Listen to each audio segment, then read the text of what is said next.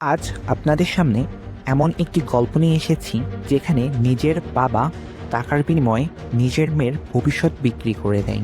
মেয়েটি যখন জানতে পারে সে গর্ভবতী তখন তার বয়ফ্রেন্ড মুখ ফিরিয়ে নেয়, আর ঠিক সেই সময় তার বিয়েটাও ভেঙে যায়। এক মুহূর্তেই তার জীবনে নেমে আসে এক ভয়ঙ্কর বাস্তবতা।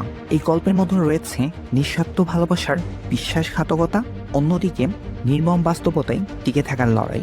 এই গল্পটা শেষ পর্যন্ত না দেখলে আপনি বুঝতে পারবেন না একজন মেয়ের জীবন কতটা নিষ্ঠুরভাবে বদলে যেতে পারে।